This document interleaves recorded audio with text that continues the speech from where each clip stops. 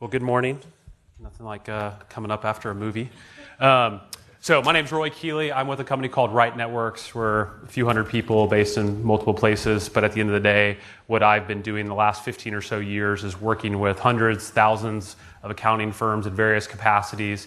But you're probably thinking, here's this young buck talking on technology. I wear a sport coat, but I went and put it away, given that I don't see many coats in the room. And then we also have crystal chandeliers and velour drapes behind us, so I felt like taking my clothes off, not putting more on. So, but today we're going to have fun. One reason we're going to have fun is because I'm talking and I like to have fun, so there's that. And then I don't know everything, and it's fun to present because basically I have to show up and sound like I know what I'm talking about. But in reality, as we talked about in our breakouts yesterday, like most of these ideas that I'm talking about are your ideas that I've I'm a curator, if you will. I'm a good curator and good pitcher. I'm not a good, I can't code something. If a server is ever having problems, I'm the last guy they call in the office, and I work at a tech company. But nonetheless, today's a dialogue, and all my slides are in your app, but I encourage you just to not worry about your technology for a few minutes while we talk about technology, because I think that'll aid you more. So, agenda is going to be pretty high level. We're going to actually talk about what is technology, how AI is fueling a lot of things. The talent, I'm going to let Jeff talk about after lunch, but I'm going to highlight a little bit about talent. Talk about security, of course, because it's really hot in our industry, and profession specifics. And so my format is always philosophically speaking, principally speaking, practically speaking. So I'll spend my thirds, because you're going to wonder, what in the hell is this guy talking about? This guy, he's going all over the map. Well, that's the point. At the end of the day, information leads to conclusions, and emotion leads to decisions. There's very few times in my life where I've said, oh, that factoid. If I didn't change my life because of it, it was great, I agreed with it, whatever. At the end of the day, I want to know how to fish and bait my own hook and think rightly about some things, and so that's how we're going to spend some of our time. So technology we often think about is the gizmo in our pocket, the flat screen we have at home, our car with multiple screens in it, possibly a Tesla. But at the end of the day, the most basic definition of technology is the use of non-life to enhance life. So if for whatever reason that door over there wouldn't stay open, and I took this rock from outside and propped the door open with it, would that be enhancing our lives so we didn't go through all that trouble of trying to open the door ourselves? So at the end of the day, technology has been happening since humanity started happening, whether it's sticks to make fire or sticks to weaponize. If this was the 1400s and I was a shepherd and you tried to come after my goats, whether you're a wolf or a person, and I took this rock and I weaponized it, right? So at the end of the day, technology has always been this evolution, and we've somehow thought, this term from C.S. Lewis, chronological snobbery, that we all are, that we think here and now is more important, we're more intelligent, we know more than ever, but the reality is the human race has been facing the same change constant that we just saw about in blockchain forever, right? So we can't get caught up, even though the speed to a degree has changed, we can't get caught up in all this fanciful thinking about what technology is. I find it very useful to simplify it. Does anyone feel at their apex of dumbness now? Why? I go back and read, I used to be romantic, and I used to write letters to my wife, and I need to re-kick that. That's part of my deal. I used to write blogs a lot, and I'll go back and I'm like, man, that guy was smart. Why are you such an idiot now? You can't string together that much thought and consciousness. It's because I have the cure for boredom. Most of us got creative when we started our business or solved our problems because we were bored and we could think. Well, now, when you're bored, you pay bills, you look at emails, you do all these things. So is the use of technology enhancing your life? That's the framework for how we need to do things. So what is our aim? What's the point? Is the point so we can do so much more than we've ever been able to do that we continue in this same pattern? Now, once again, I'm borderline millennial. I was born in 81. And by the way, as my daughter says, I have the morning voice today, i.e. I'm battling a sinus infection, so I'm going to drink more water than normal. But we're able to do more with less, but we continue to do more. So I think we all feel this tension. Am I Am I speaking nonsense, or do you agree? Right? Back in the day, well, I'll talk about this in a second. So at the end of the day, I think technology serves three purposes for us as accounting firms. Firstly, to help our clients. Secondly, to empower our employees, which looks different in different capacities and different scenarios. And then, who likes making money? We all like making money. I loved how that guy from Switzerland talked about blockchain. Well, it's not about making money. It's like, well, it kind of is, because if I'm going to go through change, I got to make some money. So I think different people have different perspectives on that. But nonetheless, like, I feel this is the framework for how we should think through technology. And who knows the famous Canadian philosopher Marshall McLuhan? Any Marshall McLuhan fans out there? Yep, he's a great human being. He's done much for humankind. But he has terms called the global village, or the medium is the message. And he wrote a book called Understanding Media. And in this book, he talked about amputations and extensions. Amputations and extensions. So, for example, our cars. Who here drives a car? Okay, most of us. And we are able to go, I live in Atlanta, I'm able to go visit family in Alabama, go visit family in Texas. I'm able to conveniently get in this air-conditioned box that's got plenty of entertainment in it and get there safely. But you know who I don't know? My neighbors. Right? And so many people blame the car, or bicycles even, for the erosion of our communities and the fabric of family, because what has left with the car is the trust, the dependability, and accountability that daily we needed as a community back in horse and buggy days to survive. But now I leave, I get in my little air-conditioned box once again, and don't talk to me. If you're bothering me, I'm going to talk to you. And we have some of us have HOAs, and that's about the only time you see some of your neighbors. But nonetheless, we have used technology, so the extension is I can keep in touch with family members from afar. The amputation is I don't know my neighbors. The extension of having email on my phone is that I'm able to be responsive as a leader. The amputation is that I never can get away with it and think straight, right? And if you drive through small towns around the States, and I'm sure Canada, what do you see in these smaller town, downtown stores? What do you see? You see boards, you see paper, you see them out of business. Why? Amazon. Why would I go to the store and buy toilet paper when I can have it at my doorstep at the end of the day? Who on earth would go to the store to buy some paper goods or whatever, right? So there's this extension, super convenient. There's the gross domestic, product, but there's also the gross domestic happiness and utility and whatever. So am I more happy because I get toilet paper to my door than going to the store to get it? I probably am. I use USAA Bank. I haven't been to a bank building in years. It's very convenient for me to go. But the amputation is, there's all these businesses and jobs that have been shuttered because of Amazon, right? We can all agree about that. So there's this concept of extension and amputation. Extension gets all the press, like blockchain. Great video. I'm glad it was up there, so I don't have to talk about it because it's a very complex topic. But nonetheless, there's all this extension opportunity, but there's also, I'm sure as hell glad that no one knows my grades. And I could, when he said education was going to be on the blockchain, I'm like, oh my gosh, I would never have gotten a job. If people know what I did, all the reports that my teachers wrote about me, if my employer read that, even 20 years later, we're going through our politicians' stuff and bringing out stuff from 30 years ago when they're teenagers. Who was an idiot when they were a teenager? Who wants their teenage years on the blockchain? I don't, right? So all that to say, there's going to be an amputation with some of this stuff. I'll talk about some of that later. But we can blame Thomas Edison to screwing up our work-life balance, right? So we have a circadian rhythm. And, we're in a conference room at 11 a.m., but it could be 11 p.m. It feels like 11 p.m. It feels like kind of like a club up here, right? Because of the lighting. And I like the energy. But nonetheless, Thomas Edison screwed up our rhythm. We can work all hours of the day, right?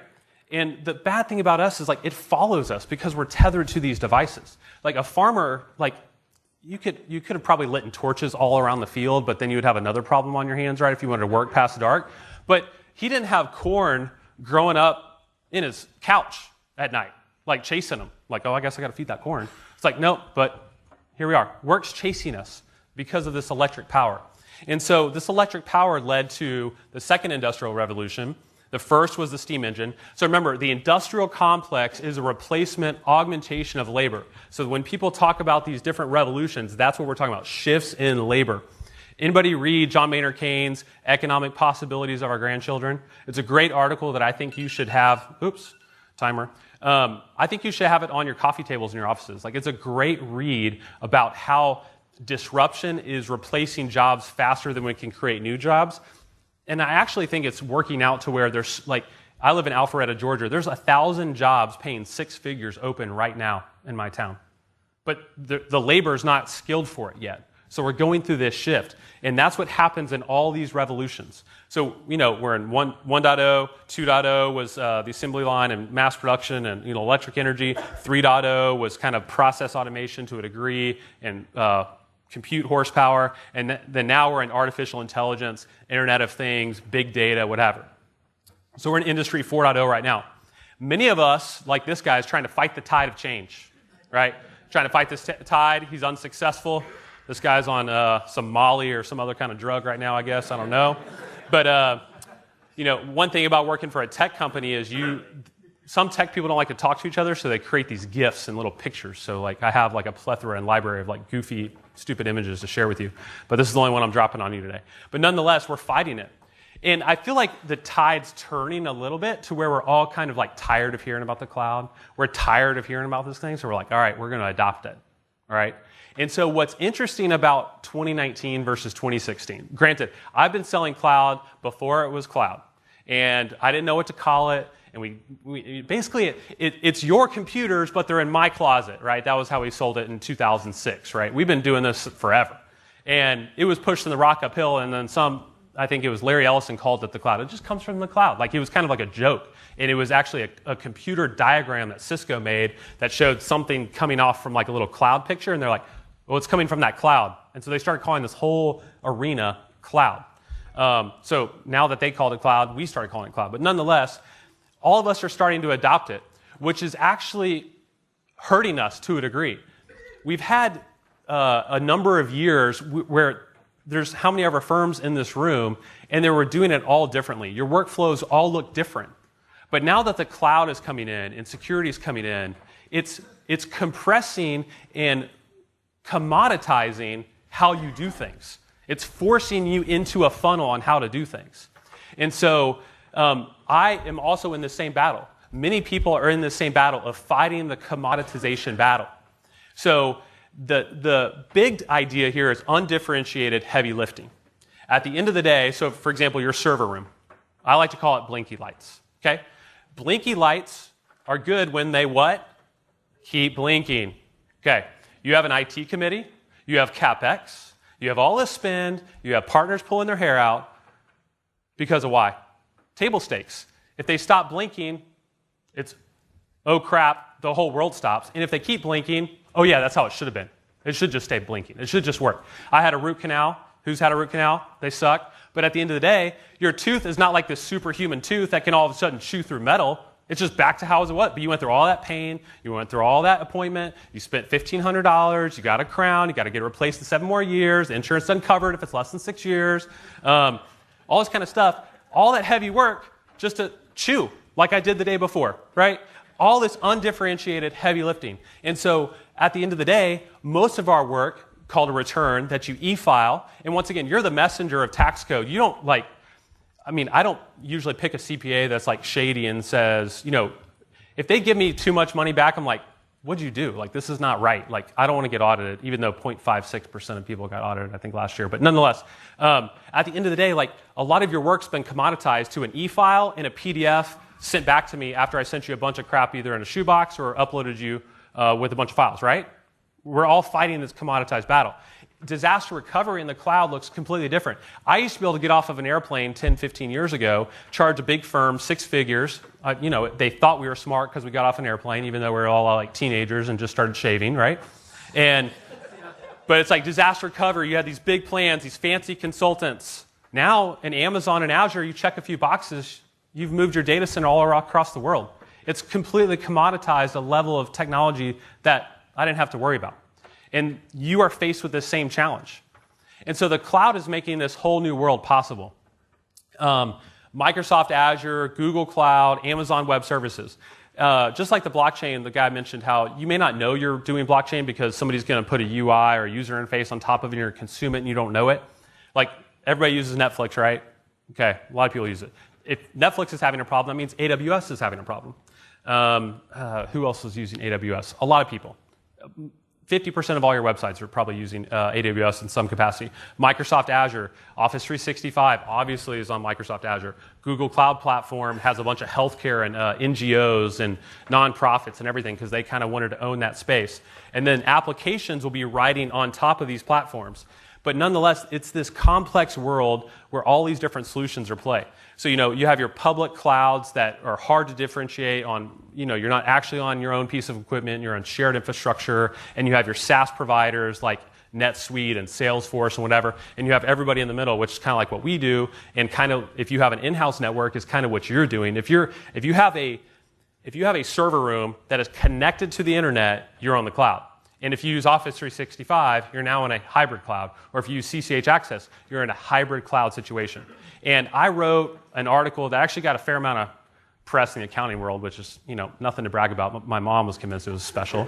But I called it the Franken Cloud. And what we were trying to do is bring all the clouds together and hold it, in to make it easy to access. And we still do that to a degree. But fighting the tide of this Franken Cloud model, where all these different apps on your one device, or cables going away, only to be replaced by an Apple TV or a Roku that's got a bunch of different app providers that you subscribe monthly to, which doesn't that sound like a cable box again, by the way?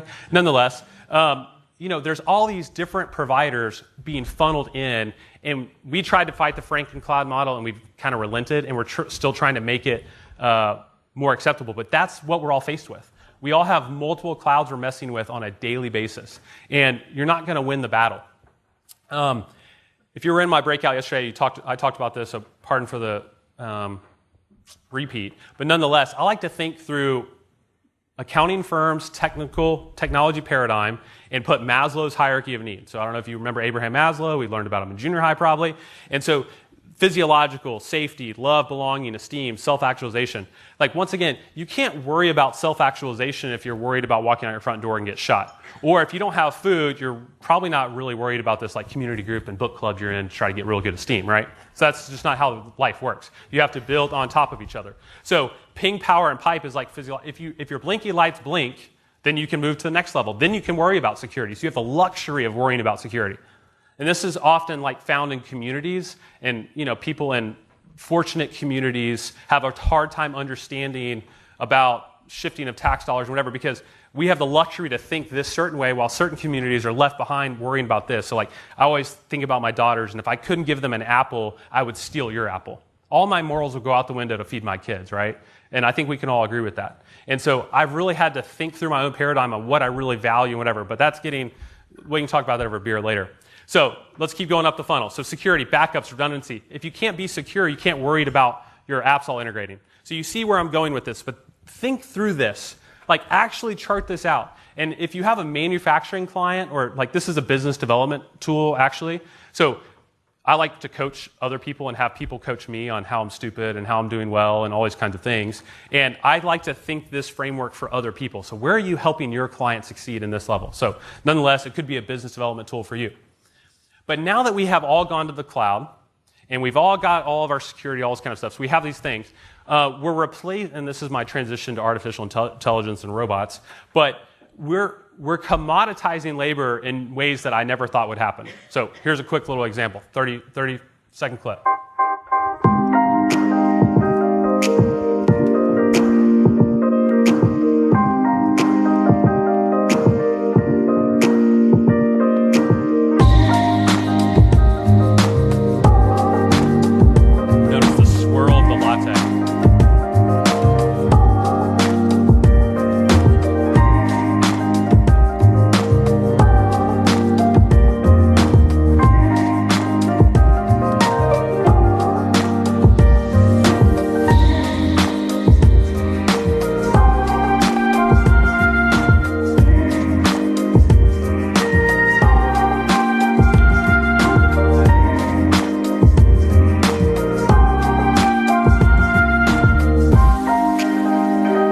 Cool is that, right? I tried to license it in Atlanta. They wouldn't let me. Bay Area startup. Any Bay Area folks seen one? I think there's 4 in the San Francisco area. Anybody been to one? I've not been to one. I want to write it off just to go out there and say I'm experimenting with AI or something. But nonetheless, like, it's replacing labor in ways that I didn't think would happen. And artificial intelligence, it sounds like this mystery and this like code, and there's like this Wizard of Oz behind there with this AI. Like, I showed up in Vancouver knowing how to dress. You know why? I had the weather app. Was I artificially more intelligent? I was. I didn't know. How am I going to know what the weather in Vancouver's like? I had to open up an app. So once again, technology backing up the definition to really help you. Artificial intelligence. It's just making you artificially more intelligent for the day or for the hour or for decisions or whatever. So like at the end of the day, we're already using artificial intelligence. It's become to think like all these different types. But like, let's simplify it, folks, for our own small brains around technology. Like, I am small mind, like I need help thinking through the basic steps of why I would use this. And so I have a lot of like fancy technical people in my office that bring me these ideas, and I'm just like overwhelmed by it. But once I reduce it to it saying, oh, it helps this person do their job better. It helps me show up in Vancouver dressed appropriately. Okay, all right, I can wrap my mind around that job getting better, and this is why. So that's how I think through artificial intelligence. How do jobs get better? How do they get replaced so I can use them somewhere else, not fire a bunch of people, whatever. So there's 4 types of technically defined artificial intelligence. 2 we're going to talk about, 2 we're not. Reactive and limited memory we'll talk about. Theory of mind and self-awareness. If you've seen iRobot, that's that kind of scary stuff that we're not going to go into right now. And that, like, I've used this figurehead in the background, this little creepy person. Anyways, I sometimes dream about that AI person haunting me. So thousands of things made AI possible. But fundamentally, lately, it's been horsepower, which is compute, which is the cloud, talking, like things interconnected, which is the internet, and then thinking, which is code and software, which is logic, right? And so there's 1,000 other things. So our data center, I got my CIOs in Atlanta today looking at our data center. We just spent millions of dollars on some blinky lights. And he sent me a picture. He was like, is this what $2 million should look like? And it's like this big, right? It's like whatever. Over the last 10 years, we've always had data centers. And we have 6,000-ish servers right now. And we're in a space the size of this exact stage, okay? 6,000 servers 10 years ago would have been a quarter of this room, and 20 years ago it would have probably been this whole thing, right? Like just the whole hallway, the whole floor, whatever.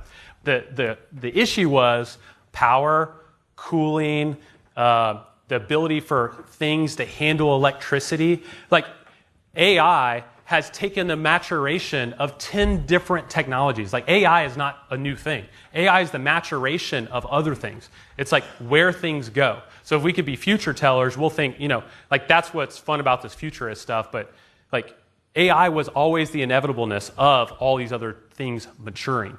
So, somebody was talking about 5G. 5G is enabling the Internet of Things for like farmers and able to, water this crop differently than this crop. Right now they just run a big mechanical arm spraying water. Now it's like 5G, this is corn, this is radishes, this is whatever. And it's like water, no water there. Like Internet of Things, 5G allows farmers to operate differently, which is we call artificial intelligence, but it's really the maturation of different things, right? So let's break it down to bite-sized things. So things making AI possible. So a simple way, Office 365 users in the house, Office 365. Microsoft Smart, we'll talk about why, but they're forcing us into this Office 365 thing. Part of it is that they have all the background data on how you work now, right? So you use Word, use email, right? So Microsoft My Analytics scrapes all that data, and they tell you how much time you're wasting in meetings, right? And who you're wasting that time with. So that information is available today. But where will this go? It's probably going to go to this email is an external email, not inside the org, and you've written this email at a 3rd grade level. Do you want to hit send? Or I can tell you're drunk. Right? We already have that drunk thing on Gmail. They have that drunk thing. Like after certain times, you can say, "Are you?" Like it's another click. Like, "Are you drunk?" And you have to say yes or no. Right? So that's where this stuff goes. So you'll be able to see then which employees of yours talk in email to clients at a third grade level. And then you'll be able to see how fast they type and how non-productive they are. So what's the amputation of that? What's the extension of that? I know more than ever about my employees. The amputation is I might have ruined my culture with how much information I know, right? It goes both ways. This software is great, and it could go a lot of different ways. Verato, not sure how to say it, never talked to a sales rep there, but it's employee monitoring software. So they have algorithms that monitor every day how a person uses their computer. And once something starts abnormally happening, i.e. a partner decides to take a new job, so they start downloading all their engagement binders onto their local machine, flags go up, notify, stream, da-da-da-da-da, right? Anybody have a college kid in virtual college now? Like at home? And when they take tests, they have to have those cameras and they scan the room, and if their eyes go down, like I'll tell you, I cheated my way through all of school, right? And luckily the teachers looked down when I took tests. And I didn't have a camera watching me and my pupils, and knew my room and could scan my room and knew if I was looking at a note card, so I would fail my test automatically. So this software is coming to the enterprise, and it's going to inform you about your employees. Are you going to take them up on that?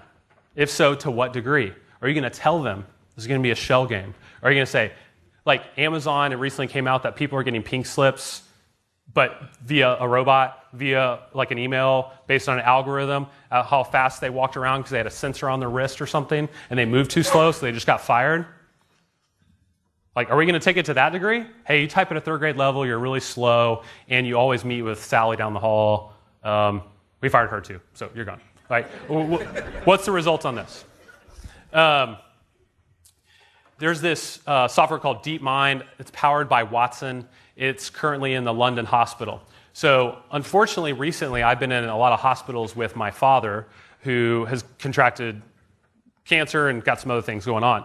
I have been to so many doctor's appointments with him, and he's gone to numerous more without me, and it's confusing. And it's conflicting information constantly. I also recently had a niece that was born prematurely, and they couldn't figure out what was going wrong with her. Partly because a doctor at the end of a 24-hour shift would look at the blood samples and then make some conclusion, and then they would call some specialist, and that specialist would come to a different conclusion. Then the next doctor, who was a different doctor, would look at the blood samples again. Da-da-da-da-da. Story continued, 40 days in the NICU, $200,000 of insurance bills later. It was this. Well, in theory, that could have just gone to a AI engine, a computer, to assess millions of blood samples, which is what this DeepMind's doing, and saying, this is what we say with 99% accuracy, what the problem is, and it automatically dials up that specialist to come in and assess and confirm it and move on. So this looks like a tax or audit workflow, doesn't it, to a degree? Okay, so that's like where this stuff is going to go with some of this AI stuff that's coming into our space. But nonetheless, like I don't even get a haircut in the afternoon, because I realize that they give worse haircuts in the afternoon because they're tired. They've been on their feet all day. They've been talking to people about their problems, about all kinds of nonsense. It's like, I got my ear cut. I'm like, I'm done with that. My hair looks way better if I get it cut in the morning. So I always go right before lunch, take a nice long lunch. That's my deal. So who wants a surgery in the afternoon? Right?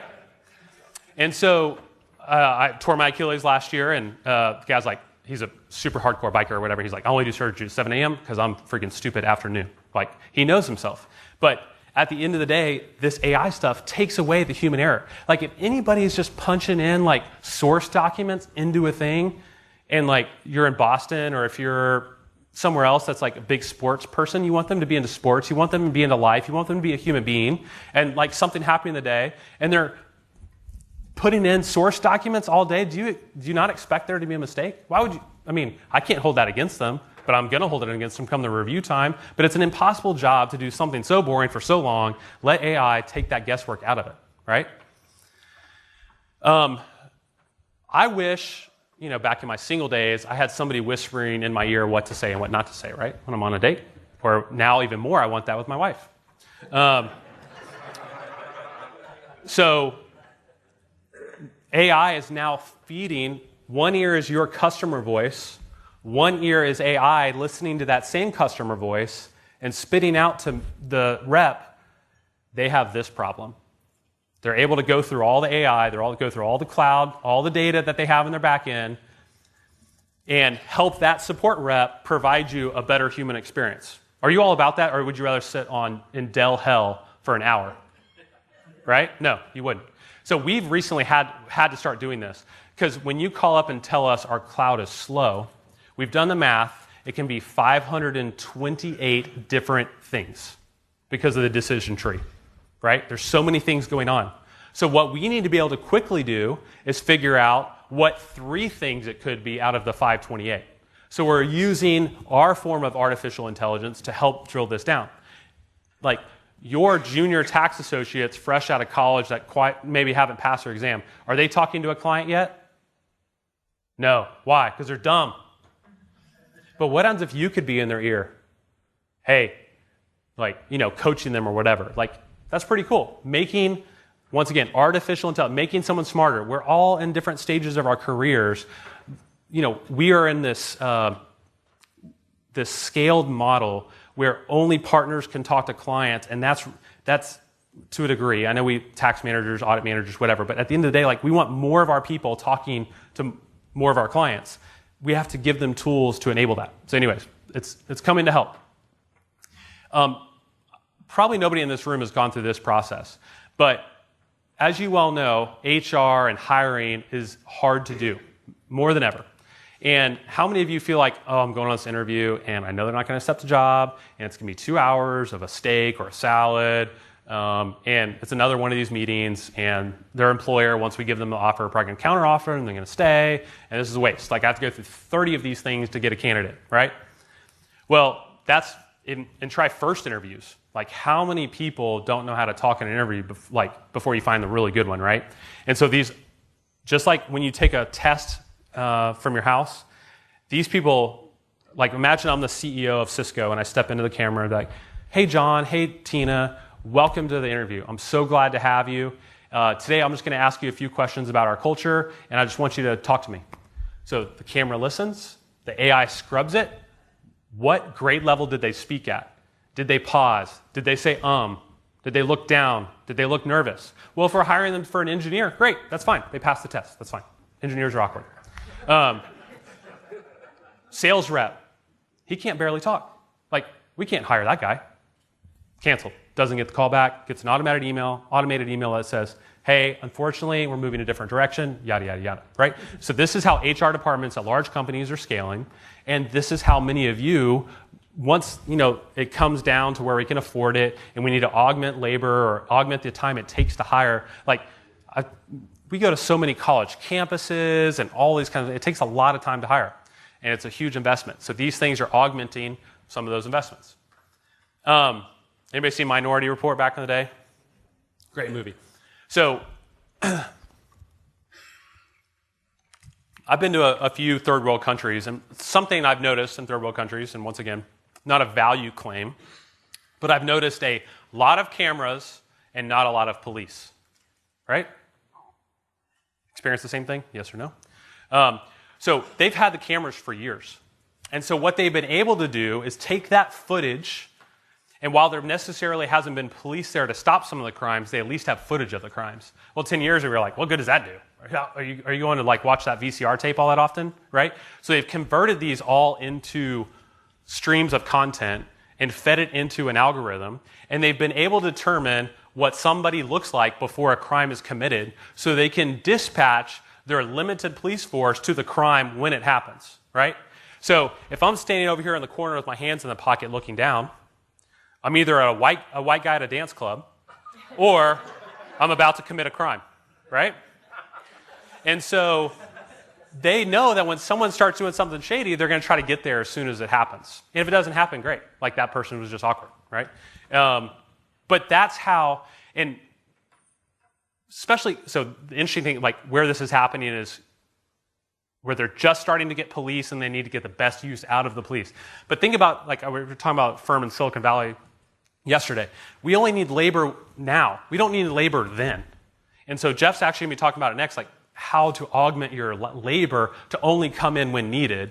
And eventually, you're going to have so much data on all the stuff you're doing, you're going to know the hour you need it.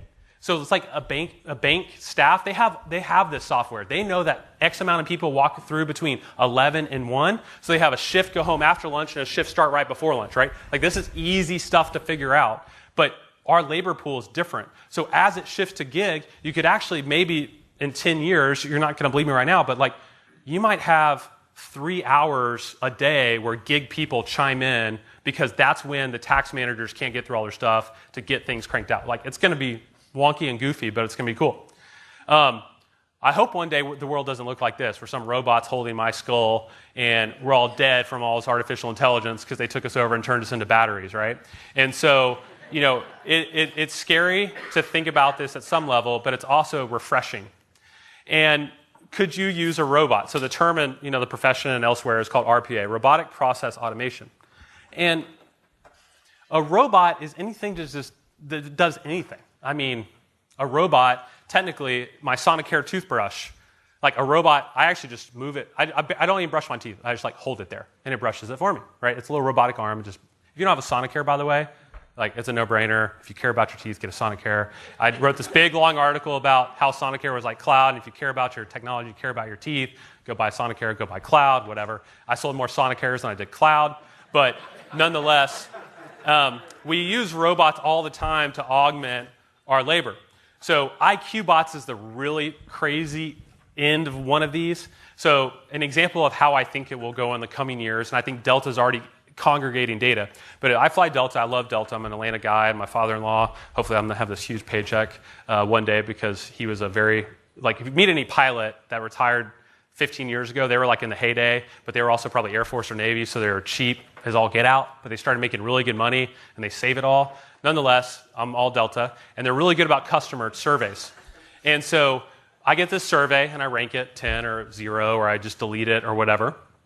But let's say one day I'm a platinum diamond guy back and forth, depending on how busy I am. And so I give it a 6 one day, and then the next day I give it a 2, and the next day I give it a 10. Okay, so it's going to say, Roy never gives us anything less than a 10. The 6 and 2 happen on back-to-back legs. What was going on?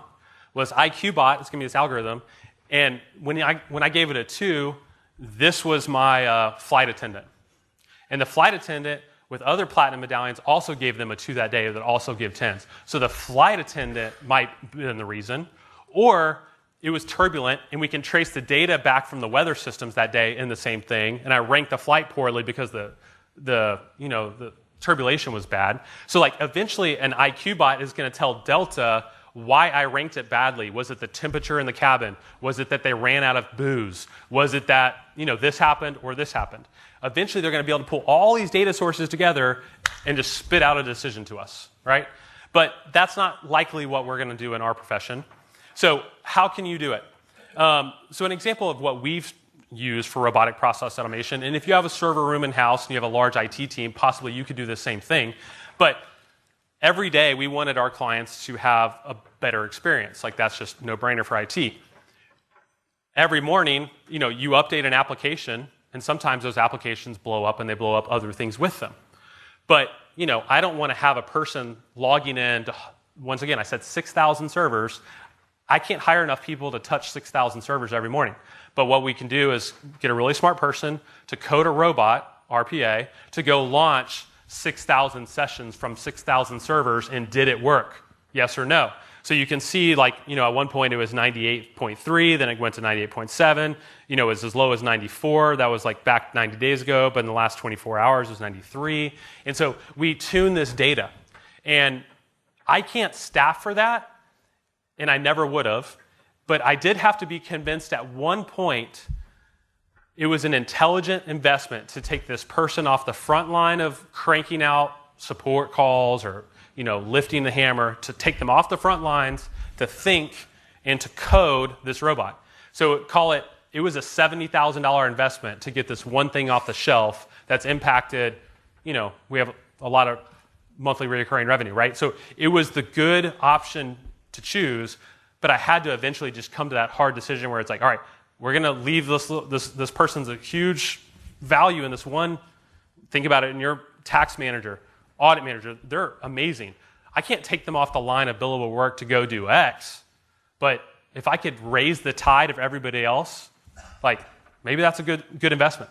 So what process? So there's this company called AutoFi. It's kind of a boutique investment of ours. But nonetheless, they take QuickBooks data and ingest it into Salesforce intelligently and back and forth, right? QuickBooks Enterprise and QuickBooks Online. And you have clients that do this kind of stuff, right? You have orders from Salesforce from their sales team or mechanic team, and it needs to spit it out automatically. Well, if you do the books for that person, you might have to do that manually. Or if you're a consultant to that business, they might have to do it manually. So you might be able to look like a rock star to bring in like this type of thing. But these solutions, like AutoFi, are coming into our profession, I'll just say monthly right now, not daily. But it's picking up to the point where it's just removing a lot of your manual tasks. And we're going to talk about that some with like CCH and Thomson Reuters here in a little bit. But before you have a bot, you must know, you must have a person or an outside person to be able to get to that data. So who is that person? And this goes into the talent thing we're about to talk about. Then you must be able to store and quickly use the data. It's called a data warehouse. And to use the data, you typically have to know reporting and crystal reports or SQL reporting, all this kind of stuff. Then you must determine, once again, the ROI. So why you're going to do it. Who, what, when, where, why. I think the when, though, is now and soon. So as I talked about, well, I'll talk about that a little bit. But we're using Power BI, part of the Office 365 suite. We're taking every data we do and storing it on a bunch of servers that we pay a bunch of space for, and we're able to articulate. So here, on the right is CCH engagement is the #1 ticket driver. So CCH engagement has a bunch of it's great software, but it also creates a lot of problems because it's got plugins with Microsoft Office, what have you. So we found that all these tickets came in, and so we implemented some automation that helped drive it down. But we had to first know why it was our biggest ticket driver, when it happened, da-da-da-da-da. So we used data to augment our labor to make it better for our clients, but also make it better on our staff. But Power BI is a great tool to provide dashboarding, whatever. But once again, who's going to do that for you?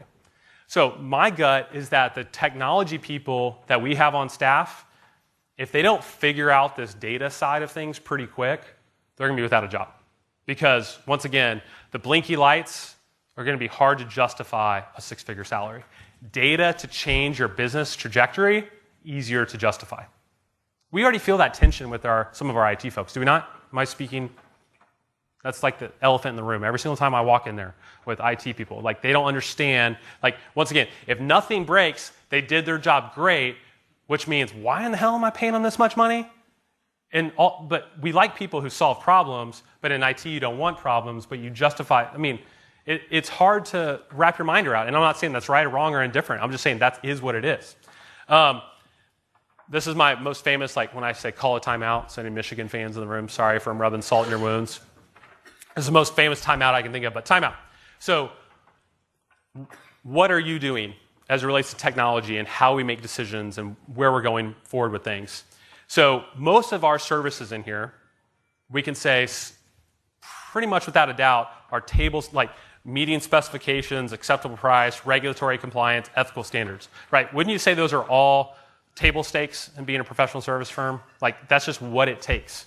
And we talked about Maslow's hierarchy of needs and the foundational things when it comes to technology.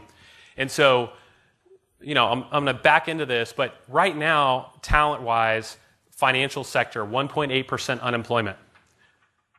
How are you winning talent? And what is your talent doing? So, can beggars be choosy? We all know that bad hires ruin other good hires.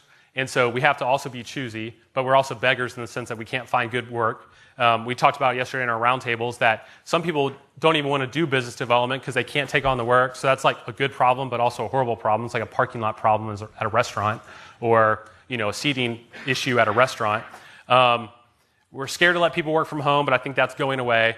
But nonetheless, so this is pretty theoretical, but follow me for a second. Not like the rest of the morning hasn't. But there's this technology adoption curve. We can all see this. And historically, accountants have been laggards, but there's always been innovators. And if you're in this association, you're probably more on the innovator side, whether you know it or not, because usually laggards don't really want to know that they're a laggard, and they're not going to go hang around people that are like asking them to change all the time. So you don't like walk into this conference probably being a laggard. Just a little pat on your own back, a little self-esteem boost for you, right? Y'all are great people, okay? And so I, as a cloud provider, or CCH or some other publicly traded company don't want you to be a laggard. I want you all to adopt. So what do I do to accountants to get you to adopt? I take away. So what are we taking away right now? We're taking away support for 2008 server, probably what a lot of you have. Then we're going to take away server 2012. Microsoft is going to say, oh, you want those servers in-house? Just went up 30%. Just went up 50%. CCH, no longer supporting or investing in that product, right? They're compressing you in to a way of doing things. So once things go to a browser, everything that goes into that browser, to a degree, is being commoditized to a very simple input and output. Like, that is where this goes, okay? So ESPN saw this with all, Netflix, Amazon, whatever. There's this war over talent related to producing on-demand entertainment, right? And we all love on-demand entertainment. But the way that social media has gone and all these kind of things, the only thing that wasn't commoditized, and they started paying premiums before anyone else did, was live rights to sports. Because you know what? None of us like to get those texts when we haven't watched the game about, did you just see that shot? Or we just lost, that's horrible. And they, send you some emoji of, somebody jumping or something off a cliff. So live rights they knew. So they over-invested in live rights so they could get a corner on the market before anybody else could really understand what was happening. There's big wigs and, Disney and whatever. They know what they're doing. But everybody else is now left to fight for this on-demand war. You have Apple, you have Amazon, you have Netflix, you have HBO, you have Time Warner, Comcast. You know what Disney's doing? They're also getting in that war, but they've won that other war. And that was for live rights. So what's your live rights? If everything you've done from an export, the output of all your talent is commoditized because everybody has to do it the same exact way because that's the only options you have. You have to do it in the cloud. You have to do it this way because we're making so much money out of you. We're going to force you into this. What's the only differentiator you have then? If every one of you are doing the same workflow and every one of you have the same output, what's the only differentiator? Talent. Your live rights. Your live people. So I think you have to win the talent war. And Jeff's going to talk about how you do that. But to me, what I'm willing to do is overpay them. I'm willing to overpay them. And some of us hate that idea because we're accountants, right? But the only way you're going to win this long term is to gobble up all the good talent. You have to have the best talent. That's what this technology leads to because commoditized everything else about your process. Does that make sense? It's kind of sucky, but I think that's where it's going. And then your IT staff. So the average tenure of IT people is 28 months. This is based on LinkedIn data. So if they're in an accounting firm, first off, just get your Mountain Dew and go to the back, and you do you. But help us out. And you wear this Star Wars shirt to our company picnics, and everybody doesn't know how to talk to you. And you're into that thing where you fight with swords that are Nerf swords at the park, and that's cool. We hire those people, and we love those people, and we turn them into social people to the best of our abilities with our training and curriculum. But you don't focus on hiring IT people. You don't know how to manage them, and guess what? They don't like you, and they don't want to probably work with you. They would rather work for someone like me who gives them money to go buy their own hacking system so they can try to hack each other. There's this thing called capture the flag where basically a bunch of dorks in a room try to hack each other. Right? How many of you are creating those environments, no matter how big of a firm? You're not.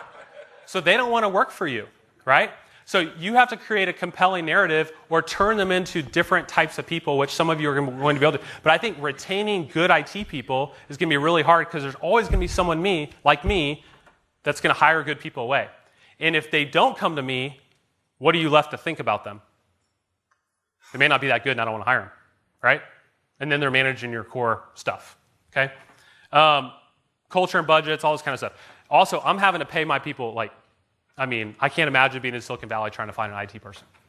We're in Montana, where Oracle is now, but luckily Oracle and people, those are oil and water, and they're basically just bad news bears. So we don't have to compete with Oracle prices, but nonetheless, we still have to pay our people well, at market or a little bit above, but treat them really, really well and offer a compelling narrative for them to stay. But it's harder for accounting firms to win this world, and I think you all know what I'm saying.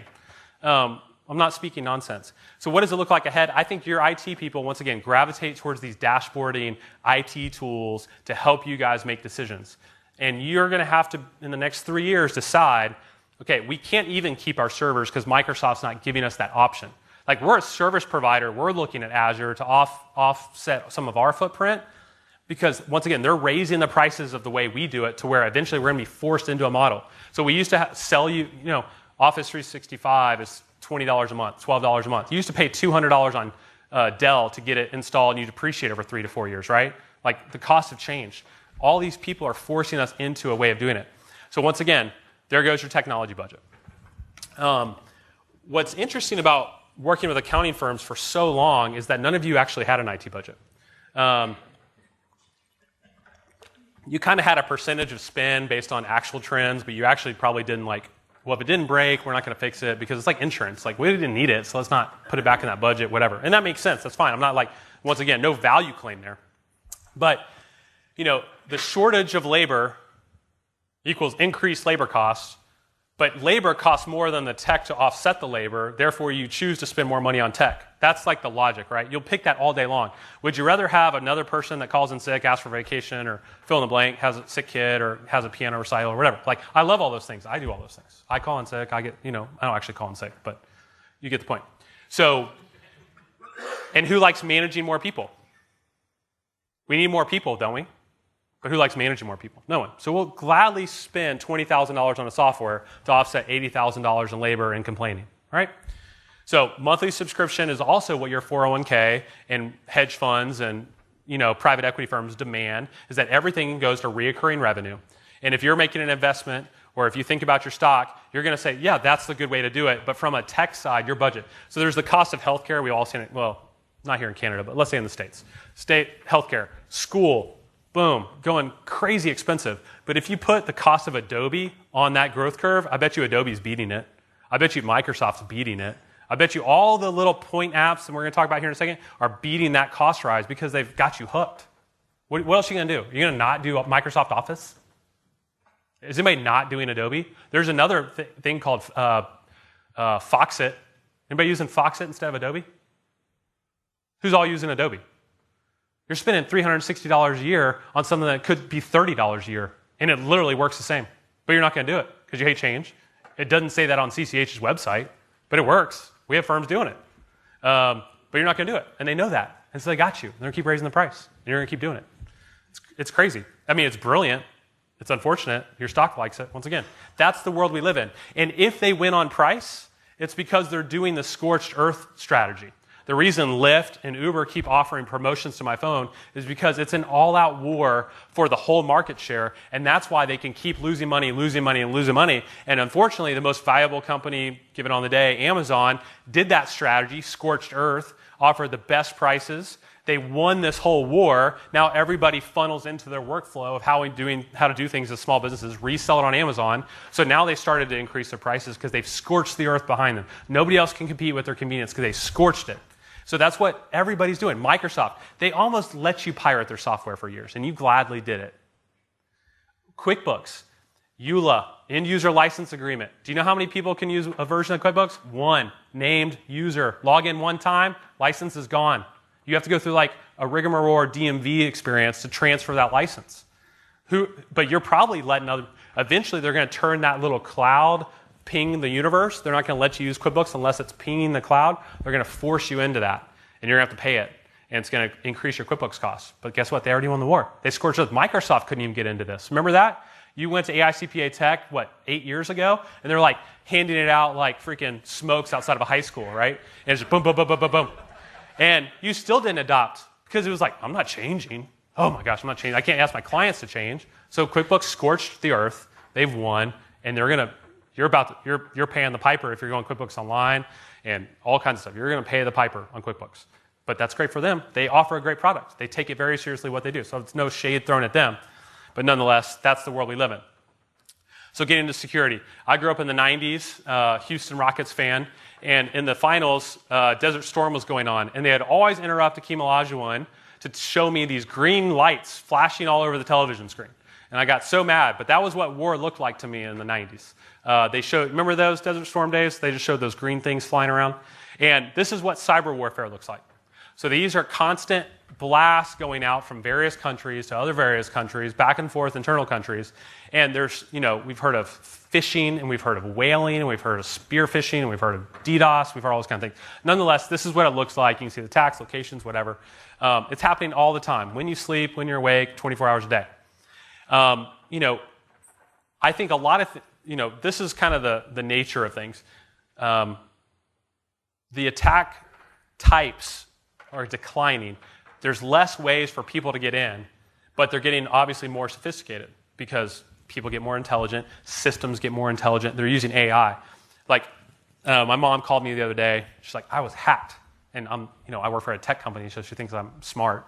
And so about those things, which I'm really not, once again, I told you. And she called me, they hacked me, and they held me ransom, and they told me to pay it.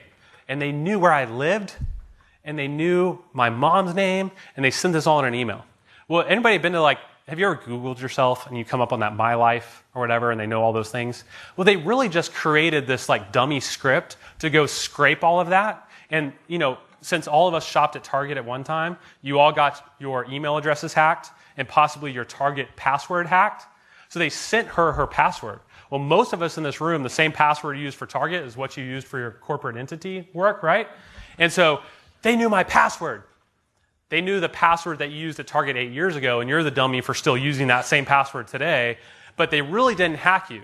What they know is 6 things that make you think you got hacked, and you paid the ransom. Mom, you rearrange your whole life. I hate to tell you, you just, robo-dialers, there's a big issue with that right now. Your car warranty is about to expire. It's I just bought a brand new car, and I buy 100,000-mile warranties because I drive my cars forever, and I have 2 brand new cars in my thing. But my wife, our warranty is about to go out. I'm no, they're just blanketing everyone because they're going to find someone stupid to call them back and pay some money, right? That's the whole thing. That's what this is. That's called phishing, and these attacks are getting more sophisticated because more of our lives are online. Therefore, they're able to scrape more, script more, and send it out en masse. And DDoS stands for distributed denial of service attacks. With the Internet of Things, I've turned my TV into an internet device. I have. I have an Xfinity at the house, and they have all the things connected. It's 32 things in my house are connected to the internet.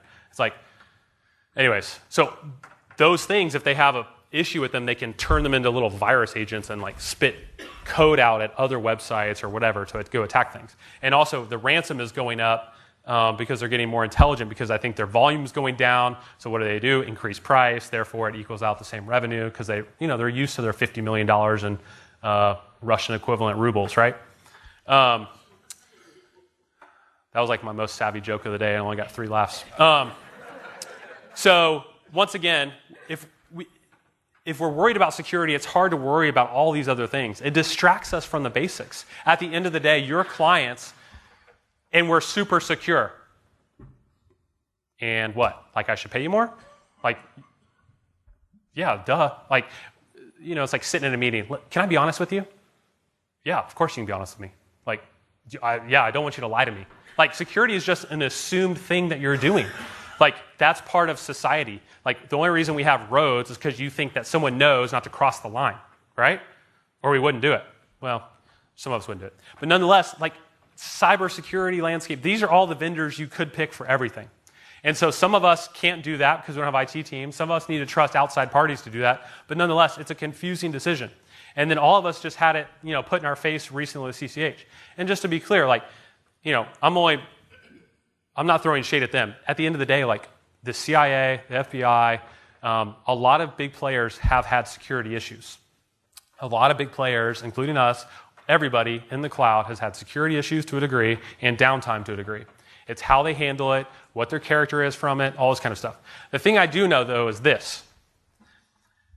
As you think about your cloud decisions, as you think about your security decisions,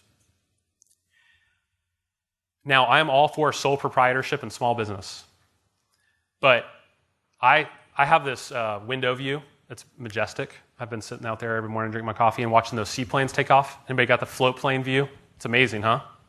Anybody fly a float plane? You did? Is it cool? All right. I'm going to have to take your word for it. Because I don't trust that small business to like sell me a ticket, check the engine, do all this kind of stuff. Like I just don't, I have like a trust issue maybe. But at the end of the day, a sole proprietor technology provider providing your firm a cloud backbone, that the whole thing, like this happened recently in our profession where a sole proprietor's cloud for accounting firms got hacked and they went down. Now, I'm a bastard, and so I called their talent and rated it because I knew they were not coming back from it. And so I hired 2 other people. Now, I'm not, I don't know if you've seen Billions, it was kind of a Billions Bobby Axelrod move. But they were actually, the employees were thankful, and they ended up divesting their whole business, and they never got back because it was a sole proprietor. So, we used to be in that shape, and I think all that to say, if you're going to go cloud or go security, do not do it with a sole provider. Do it with somebody with big insurance umbrellas. Do it with somebody with private equity money, public money, somebody that you know is too big to fail almost. I hate to say it, and that's going to funnel your decisions, but you should not choose a sole proprietor that if they have one issue, whether with the law themselves or with a security bug, you're SOL. You have to trust the bigger companies with this kind of thing. It is what it is. Like, that's just, to me, a factoid. Maybe that's anti-rebel and like, suck it up, it's the man type deal, but that's my thought. So CCH is, ultimately, I'd rather it happen to them than somebody else, because they're going to come back from it. They'll be all right.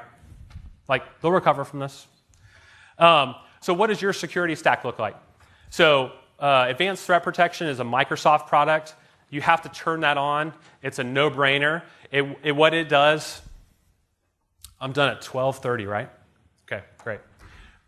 What it does is all the links that you send, if there's a security guard right here and I send you an email with a link in it, and that link is good right now, and then after I cross into your email box, the email sender controlled the website that link was attached to, and I became a rogue actor and switched the website out for a virus, it still got through your spam, you click it. That's how you all get ransomware and malware. So to cut back on that, you have to turn on Advanced Threat Protection, or with Mimecast it's called Targeted Threat Protection, because what it does is every time you click that link, it tests it for you in like a detonation box. It opens it up on their servers. Was this a virus? Rescans it, and then allows you to get to it. It slows you down, heaven forbid, 2 more seconds. But it kills off a lot of ransomware attacks. The other thing is Bitdefender is who antivirus we choose, but a Bitdefender that allows the end user, an antivirus that allows the end user to pick when it updates or when it does, no. Because CPAs during April, guess what? You don't want to slow down, but guess what? It'll be worse if you, it's going to be faster if I just don't put on a seatbelt and drive down the street and I'm going to speed. No. Like that one time you get caught, it makes up for all the other times you got away with it, right? So don't let users pick when something updates. Force it on them. Office 365, once again, we're all using it. If you're using Office 365, what you've probably noticed is that your attacks have gone up and people are trying to hack you even more. Because if they know your email address, they know exactly how to get into your email. Previously, when you had your Exchange server in-house, your Exchange server was owa.something random. But now, all of you have the same email server address, and it's outlook.office.com, right? So now they can mass hack all the people that they have email addresses for, versus, okay, these 30 email addresses, we have to go to this firm name, this firm name, this firm name, right? So now they can hack people more efficiently. So what you need to do with Office 365, especially, is make sure it's multi-factor authentication wrapped. So that multi-factor, something you know, something you have, something you know, something you have. So when you log in, it pings your phone, you hit green, you're in. It's not that cumbersome of a thing, but nonetheless, that's what you have to do to thwart these attacks, because it's like your password changing every second. That's what multi-factor basically is. So basically, if you have IT in-house, or if you're using IT with a provider, say, what's our security stack look like? This is the picture we have for our clients. This is super reduced, and I have a more complex view of it here in a second. But nonetheless, ask what you have in your place. But you should have these 3 things: multi-factor, advanced threat protection, or targeted threat protection based on your email, and then an antivirus like Bitdefender. I'm not all about Kaspersky, a Russian. I'm not going to use Kaspersky in my environment. I'm sorry, I'm not. We have that whole America versus Huawei thing, and that's neither here nor there. But nonetheless, that's not what I'm probably about to do. So another company to consider with multi-factor is Okta. Duo was recently purchased by Cisco, but they've kind of left it alone because it's killing it. Okta is a little bit more complicated to implement, but it's a really good tool that we're also looking at. KnowBe4, who's using KnowBe4? We talked about it a little bit yesterday. It's really, so ultimately, you can't stop people from being dumb, right? We all have our dumb days. We all didn't sleep enough. We all drank too much or something like that. And you click on an email you shouldn't have clicked on, or you enter your credentials when you should have entered them. At the end of the day, you have to train against it. You have to protect against, but it's both. It's a yin and yang. But KnowBe4 is a training technology tool to implement, and there's some other tech features, but just go Google it. It's $500 to $2,000 a year based on how, it's not that big, but it trains all the people. And you could say, when you're pitching a prospect, yes, we take security seriously. We have everybody using KnowBe4. It's a training platform, so we're taking security to integrate. Anybody using LastPass or Dashlane? So LastPass, it's called LastPass because it's the last password you have to remember. So you create this master password. You have a plugin into your phone and your browser. And at the end of the day, if you're on Wi-Fi, every time you, so an example is Starbucks. I am by HP's large corporate office. And I didn't take it, but I sat there every morning because my office was there. And I heard so many HP executives talk about what the stock was going to do because they're just talking. They're having coffee. They're like, man, that segment is bad. We're going to get killed. I could have traded on that all day long. I didn't because I didn't actually know how to make a trade because I was stupid and I was like 25. But I was like, man, if someone knew this, I would do this. All right, so that's like having a conversation that you shouldn't be having in public, but that's like what entering a password is on a website on Wi-Fi. People can hear that and they see it.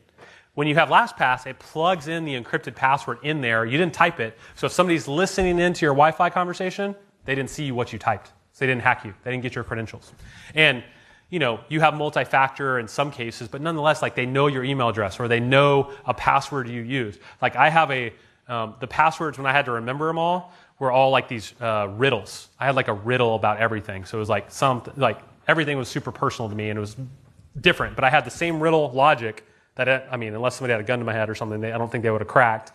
And it was goofy. But I had all these sites. Now LastPass has replaced all that need to do that. But nonetheless, it's a no-brainer. They have LastPass Enterprise. I think it's $36 a user a year. I would encourage your users to do it.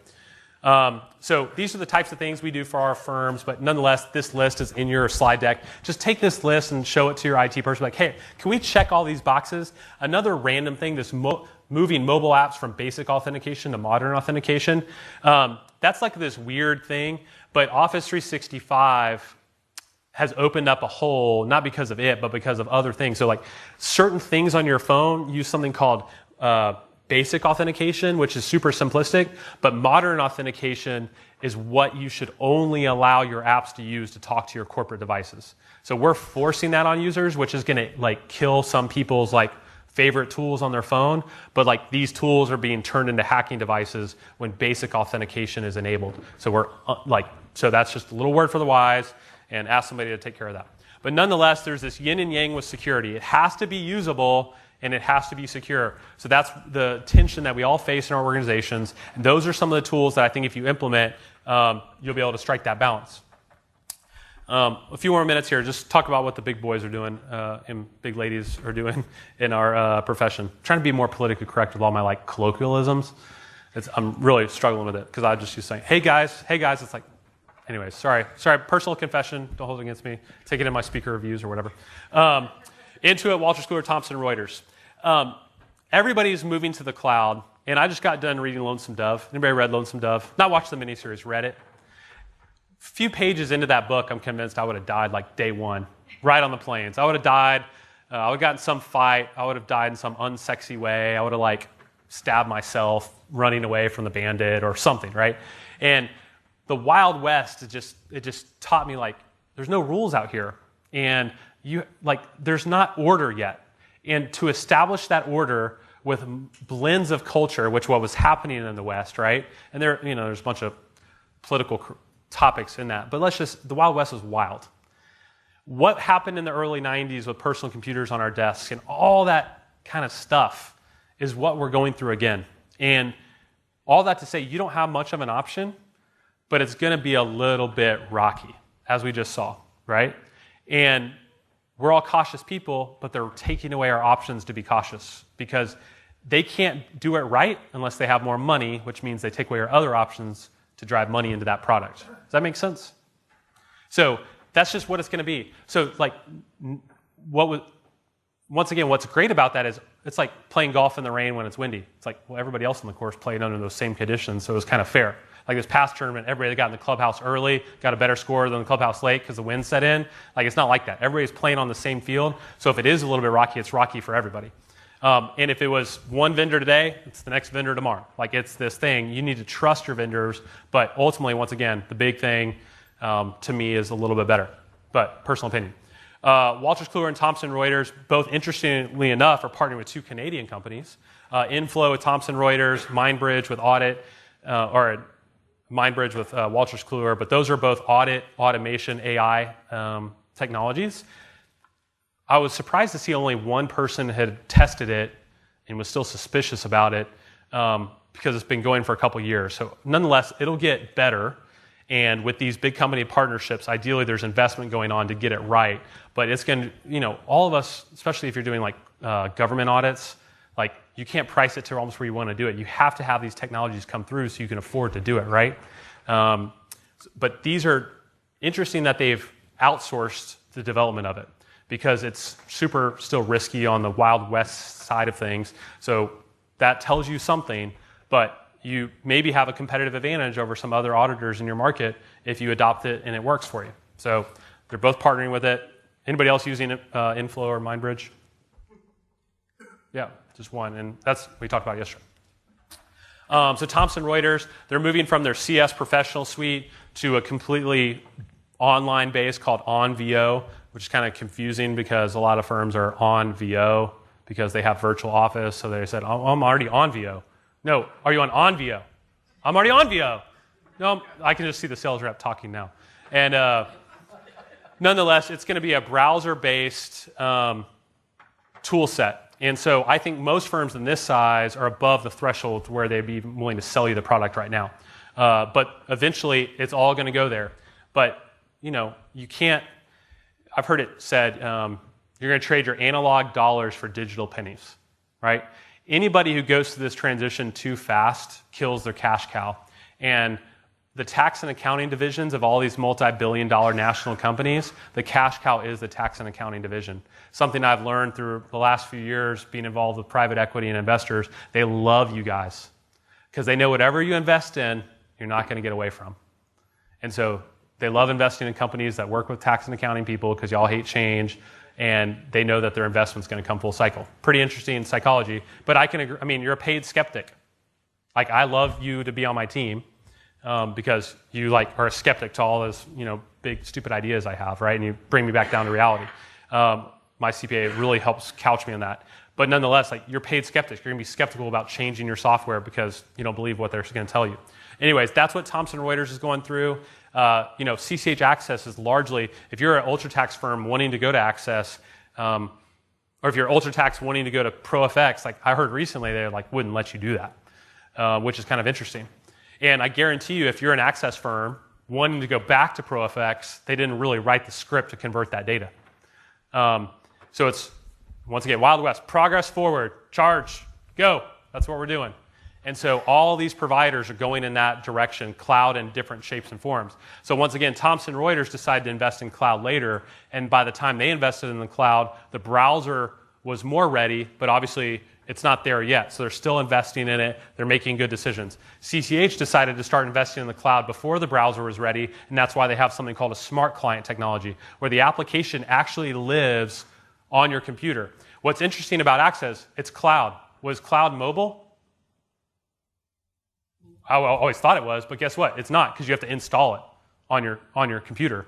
And so if you're traveling on vacation and you forgot your computer, I got to review this tax client, are you going to install Access on a hotel computer?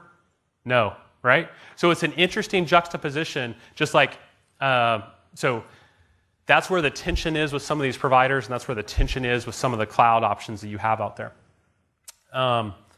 Intuit, they have their Pro Connect Tax Online, just like QuickBooks Online. It doesn't have all the features. So QuickBooks Online, it has tremendous growth right now. But the reason it has tremendous growth is because you have your solopreneurs and gig economy taking off at the same time, and they all typically go to QuickBooks Online. And then the QuickBooks Enterprise still has a number of feature sets that you can't even deal with in the browser yet. Either the browser's not complex enough or QuickBooks just hasn't gotten the investment cycle there. But nonetheless, they're starting to invest in the browser. So eventually you're going to say, all right, so is everything eventually going to be in a browser? Probably. But how are all the browsers going to talk? Once again, back to the Franken cloud. And people often ask you, so what are you're going to be out of work? Well, they've been telling me that for like 15 years. Everybody always tells me I'm going to be out of a job. At the end of the day, we'll change too. Every technology provider you deal with is going to change. And maybe we will write code, and we bought some other companies to connect all the different clouds. Like, that's how this will evolve. And ultimately, I see more CPAs getting involved in cloud accounting type businesses than I do your traditional services, because once again, those are moving towards way of commodity. But why will we always have point applications? I found it very interesting recently that Zoom was able to do an IPO in a very they call it, red water competitive field. So there's that blue ocean strategy. For some reason, they chose red ocean. Like all these sharks eating each other. Cisco, Microsoft, Citrix, LogMeIn, all in these meeting space. And they decided, let's go after that. Like, who's writing a check to invest in that startup? Not me. But if you did, you just got like 100x, maybe 200x return on your money because they just IPO'd, and they're one of the only IPOs recently, by the way, that actually went up. It's because they only had one widget to focus on, and they wanted to kill it in the user interface. Because we all know the clunkiness that have all those other apps. Like anybody who's used SharePoint know it's really good at doing nothing well, but it does everything. And that's how Microsoft is. They have these broad array of services. That's how Wolters Kluwer is, broad array of services. They want to own like the basic platforms, but all these little point solutions that help you save time and money in different areas. There's always going to be a point person that comes in there, whether that's us or someone else. We're always going to provide these point solutions. So I want to just highlight 3 point solutions that are taking off. So TaxCaddy is a partnership with SurePrep. They've partnered with CPA Paperless, but it's a way to quicken the paper organizer, the emailed organizer you typically send out and ingest it in and autofill it and all this kind of stuff. But nonetheless, I see a lot of firms having success with these applications. Anybody using QuickFee for getting paid? You like it? Yep. So QuickFee, you've always not wanted to have that tough conversation, but you've always wanted to say yes to accepting credit cards. Yeah, we accept credit cards. Go to our website and pay it. Well, you can see down there, it's like credit card includes the credit card surcharge fee, right? You don't have to be the bad guy. We've chose a payment processor who does it. But nonetheless, some of your cash flow, less well-to-do clients can put stuff on payment plans, but it integrates with your payment system, integrates to the website, goes back to practice. Nonetheless, a great tool that a lot of firms are using, especially, I remember when we first had to get SOC audited, and we're like, $72,000. We have no money in the bank. We have enough to make payroll. How do I do this? But I have to do it because I have to make sure our clients know we have a SOC audit.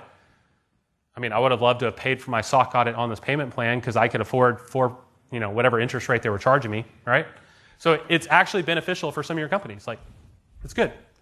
And you still own the payable, but you get your money today. So it's a great win-win-win-win-win. I like those guys a lot. They own the Australia market. They're not like new. They own Australia with professional service firms. They come over to the U.S. They're based out of Santa Monica. Great guys. Somebody mentioned yesterday, shout out to SureLink, but I know these guys. They were ex-auditors. And they were like, man, we're tired of working with these PPC checklists and going back and forth. I want my client, before we go to an audit, to like upload everything and it check the boxes for me so I know that when I get on site, it's going to be ready to go, right? So who doesn't want, I hate showing up to a client and it's like, oh, we used to always ship every once in a while we would allow a firm to buy its own technology, then we'd show up on airplanes and, we'd fly all of our nerds out there and be like, you bought the wrong thing. Like, I can't do my job, but I'm on to a next job next week. So what are we going to do about this? Well, we paid you all. It's like, it creates that tension. You just don't want to deal with that.